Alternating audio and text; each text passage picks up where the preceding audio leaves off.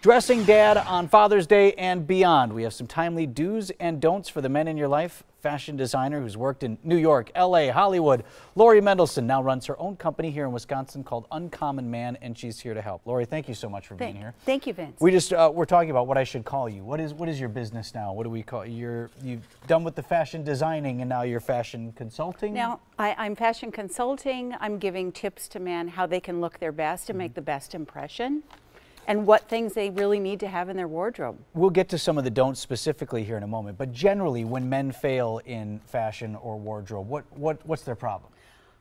Vince, I think what happens is men think that they need to buy the latest and greatest, but what they really need are essentials, which are a great variety of dress shirts, dress pants, a dark pair of jeans, 2 great pairs of shoes, and a sport blazer with a pattern.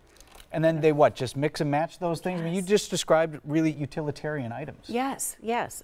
Those types of looks are things that can take them from day all the way into night to a social event. I think something that men don't do well sometimes either is buy clothes that fit them.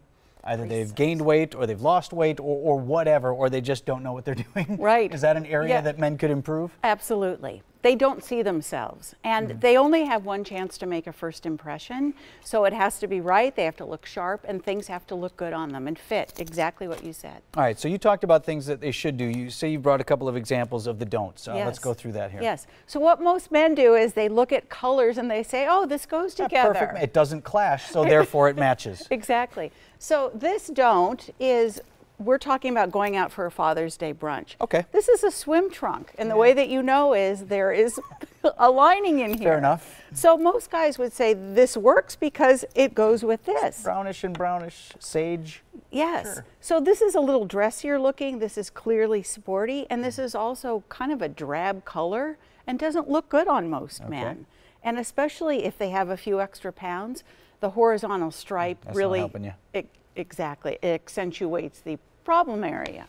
All right, so what do we have over here then? You don't like this? This looks nice. No? The color goes. Right. So this short should only be worn by a man who is 19 years of age or younger. All right. And the shirt, again, drab, clingy fabric, kind of a Dullsville color, looks passé, looks like something that your Uncle Milton would wear, who's now 95 years old. Yeah, no, I don't like him. Yeah, it just doesn't bring out the best in a guy. So in your work, when someone comes to you, man, and says, how can you help me? How do you help that person?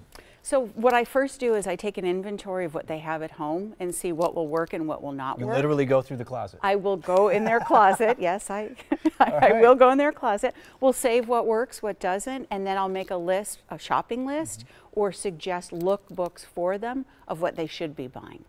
And then if they follow those instructions, they'll look sharp, professional, put together. You've made me nervous today. I don't know. I mean, we okay? I mean, I'm doing the best I can over here. Lori, thanks so much. Thank you, Vince. And for more fashion do's and don'ts, you can check out Lori's Uncommon Man website anytime.